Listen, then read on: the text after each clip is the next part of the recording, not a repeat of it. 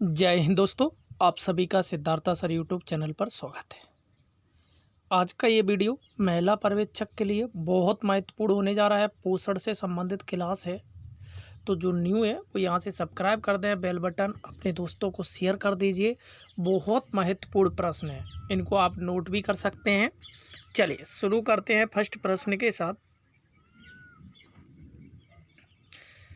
पहला प्रश्न है, ICMR 2010 के अनुसार गर्भवती महिलाओं के लिए जिंक की RDA मतलब मात्रा कितनी होना चाहिए। सीधी सी बात यह है, ICMR एक संस्था है जिसके अनुसार उनका कहना है तो 10 ग्राम, मिलीग्राम, 12 मिलीग्राम या 15 मिलीग्राम या 20 मिलीग्राम। तो याद रखियो 12 मिलीग्राम प्रतिदिन जिंक महिलाओं को कम से कम लेना चाहिए। चलिए अगले प्रश्न की ओर चलते हैं। अगला प्रश्न है, इनमें से कौन भूख उद्दीप्त करने वाला हार्मोन है, जिससे यानी कि हम लोगों को जो भूख लगती है वो कौन सा है।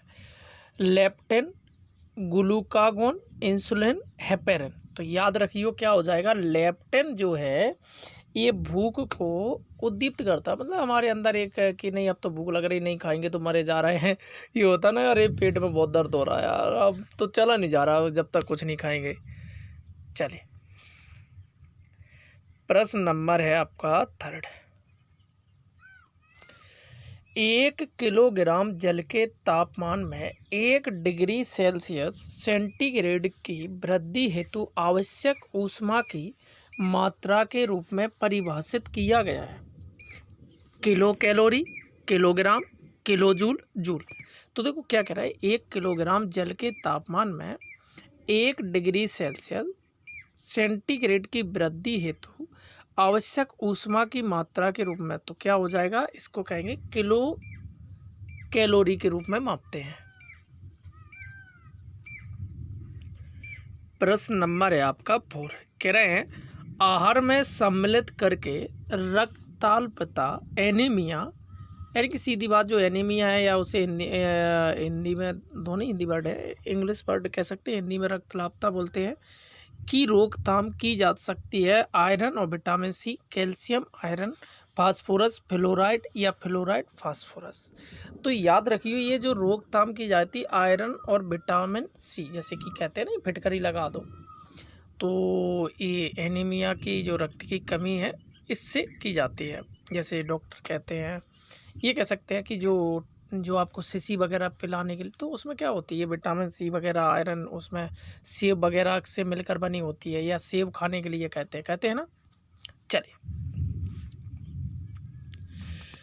अगला प्रश्न है, श्रवण शक्ति का ह्रास, दृष्टि क्षीणता और समन्वय की कमी आमतौर पर देखने को मिलती है। जो श्रवण यानी कि सुनने की, जो किस कारण, किशोरों में, गर्भवती महिला, बुजुर्ग, वृद्ध आयु या इनमें से कोई नहीं।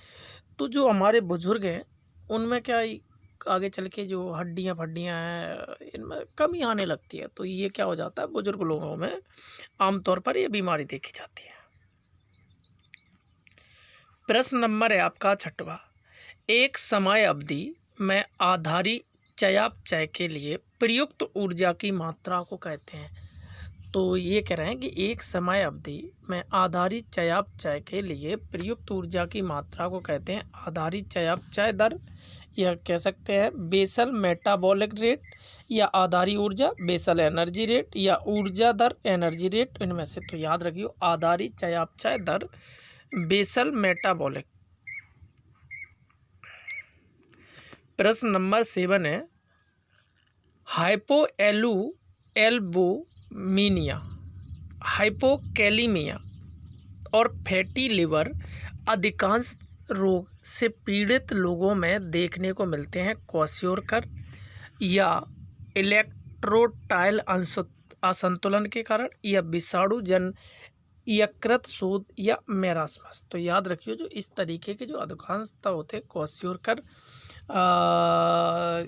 ये तरीके, मतलब ये तुमने देखा होगा किसी का पेट वगैरह ज़्यादा निकल जाता है, इन लोगों को ज़्यादा होता है। प्रश्न नंबर 8वां है, काली खांसी मुख्यतः द्वारा फैली होती है, बिंदुक संक्रमण या सीधे संपर्क, मच्छर के काटने, संदूषित खाद्य पदार्थों, उपरोक्त में से। तो याद रखियो संक्रमण और सीधे संपर्क के कारण। संक्रमण या सीधे, देखते नहीं है कि आपके बगल वाले को है तो आपको भी होने की संभावना, आप उनके कपड़े अपने यूज पूज करते हैं, तभी तो आधुनिक समय में एक दूसरे के कोई कपड़े पहनता भी नहीं है। रोटा वायरस अधिकांशतः बच्चों को प्रभावित करता है। इसका संक्रमण इनमें से किस नैदानिक स्थिति का कारण बना? जो कह रहा है कि जो रोटा वायरस है जो बच्चों को प्रभावित करता है, इस संक्रमण इनमें से किस नैदानिक स्थिति का कारण है? उल्टियाँ, दस्त, उदर में दर्द, एनीमिया, पेलाग्रा। तो इसके कारण जो होता है रोटा वायरस, तो उससे उल्टियाँ होती हैं, दस्त बहुत लगते हैं और आपके उदर में दर्द होता है। प्रश्न नंबर 10 है, निकट दृष्टिता मायोपिया एक दृष्टि दोष है जिसमें दूर की वस्तुएं अस्पष्ट दिखाई देती हैं, पास की वस्तुएं अस्पष्ट दिखाई देती हैं, कम प्रकाश में वस्तुओं की पहचान में कठिनाई होती है, वर्णांतता उत्पन्न होती है। तो देखो मैं आपको बताऊं, दूर की वस्तु अस्पष्ट, निकट दृष्टि दोष में जो दूर की वस्तु है अच्छे से दिखाई नहीं देती है, सीधी सी बात है। तो ये 10 प्रश्न है। वीडियो आपको अच्छा लगा है तो जल्दी से लाइक करिए और सब्सक्राइब करिए और अपने दोस्तों को भी शेयर कर दीजिए और आगे कमेंट में बताइए कि किस सब्जेक्ट का आप और चाहते हैं वीडियो। अगला 11वां प्रश्न है, ICMR 2010 के अनुसार 7 से 12 माह के शिशु को स्तनपान करा रही महिला की कैलोरी आवश्यकता होती है। ये ऐसे प्रश्न बहुत पूछे जाते हैं। जो हमारी माता बहनें होती हैं जो 7 से 12 वर्ष के जो शिशु को माह के माफ़ करिए स्तनपान, उनके लिए कैलोरी कितनी आवश्यक है? तो याद रखियो एक दिन में 520 प्लस कैलोरी होना चाहिए, 30-40 के समथिंग ये कह सकते हैं। ऑप्शन में अगर 30 भी आ जाए तब भी आप लगा देना। अगला प्रश्न है, ICMR 2010 के अनुसार गर्भवती स्त्री की अतिरिक्त कैलोरी की आवश्यकता कितनी होती है? तो याद रखियो कितनी होती है, 350 प्लस किलो कैलोरी प्रतिदिन। अगला प्रश्न है 13, मलेरिया के आम लक्षण हैं तीव्र कंपन और तेज बुखार, अत्यधिक पसीना, सिर दर्द, उबकाई, उल्टियाँ, रक्त लापता। तो देखो मलेरिया के जो लक्षण हैं, जो मलेरिया अगर किसी को हो जाता है तो आप भी ये कॉमन देख सकते हैं। तीव्र कपकपी यानी कि बहुत ज़्यादा सर्दी लगेगी, एकदम खटिया सी हलेगी आपको लगेगा। तेज बुखार, बहुत ज़्यादा बुखार होगा, पसीना आ रहा होगा, अत्यधिक पसीना और सिर में दर्द हो रहा होगा, उबकाई आ रही होगी एक बार बार, यानी कि जमाई टाइप की कह सकते हैं, उल्टी जैसा मन ये कह सकते हैं, ठीक है। और हो सकता है कि रक्त लापता भी हो सकता है। ये सारे जो मलेरिया के आम लक्षण हैं, तो इसको याद रखियो, ऐसे प्रश्न बहुत ज़्यादा पूछे जाते हैं। अगला प्रश्न है, गर्भ स्थित शिशु की वृद्धि को नियंत्रित करने वाले कई हार्मोन के उत्पादन का मुख्य स्थल कौन सा है? गर्भनाल, गर्भाशय, स्तन या फैलोपियन नलिका। ये कह रहा है कि जो गर्भ स्थित शिशु, जो गर्भ के अंदर जो शिशु होता है, जिसकी वृद्धि के लिए कई हार्मोन, तो मुख्य कौन सा है? तो गर्भनाल या प्लेसेंटा कह सकते हैं। प्रश्न नंबर है आपका 15, बच्चों की विटामिन डी, कैल्शियम और फास्फोरस देने से की रोकथाम होती है, बताइए। अस्तर मृदुता, रिकेट्स या पेलाग्रा या मलेशिया। तो याद रखिए जो विटामिन डी और कैल्शियम फास्फोरस देने की रोकथाम के लिए रिकेट नाम की बीमारी हो जाती है, जैसे सूर के कारण अगर आपको नहीं मिलती है तो हड्डियाँ आपकी कमज़ोर हो जाएंगी। प्रश्न नंबर 16 है, गर्भ अवस्था के दौरान ऊर्जा के किस स्रोत से बचना चाहिए? वसा, कार्बोहाइड्रेट, प्रोटीन, एल्कोहल। इस समय एल्कोहल तो बिल्कुल भी यूज नहीं करना चाहिए, नहीं कई पौआ लगाएं, समझ रहे तो ये अच्छी बात नहीं है। अगर आप, कई लोग आदी होते हैं, कई समाज में ऐसा इसका चलन है। अब मैं भैया किसी का नाम ले दें किसी समाज का, तो भैया ये भी नहीं ले सकते हम, ठीक है। न्यूमोनिया के उपचार में आहार का लक्ष्य क्या है? शरीर की प्रतिरोधक शक्ति बढ़ना, शरीर का भार कायम रखना, निर्जलीकरण से बचना, ये सभी हो जाएंगे करेक्ट। न्यूमोनिया के उपचार के तो भैया आपका शरीर का भार जो है उसको होना चाहिए, शरीर की प्रतिरोधक बढ़ाना चाहिए और आपको थोड़ा भूख प्यास से बचना चाहिए।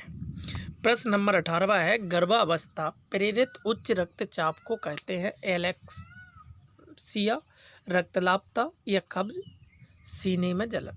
तो जो गर्भावस्था प्रेरित उच्च रक्तचाप को कहते हैं सीने में जलन होती है। अगला प्रश्न है कि के आकलन के लिए पूर्व विद्यालय बच्चों को प्रोटीन पोषण स्थिति का आकलन करने हेतु सीरम एल्बुमिन के स्तर को संकेतक के रूप में प्रयोग किया जाता है। तो ये किया जाता है सीरम एल्बुमिन को PEM के रूप में।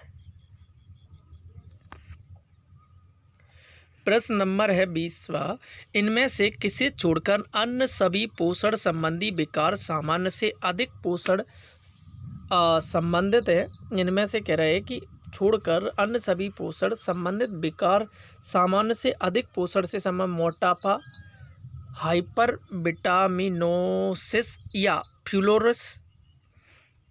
तो याद रखियो अस्थिर मृदुता के कारण, या कह सकते ऑस्टियोमलेशिया के द्वारा। तो दोस्तों ये थे 20 प्रश्न। अगर वीडियो अच्छा लगा है लाइक करिए, अपने दोस्तों को शेयर करिए। अगर इसकी PDF लेना चाहते हैं तो टेलीग्राम जो यूट्यूब चैनल का नाम है उसी नाम से सर्च करिए, मुझे मैसेज लिख दीजिए कि हाँ सर मुझे ग्रुप में जोड़ दीजिए, तो मैं जोड़ दूंगा। Thank you.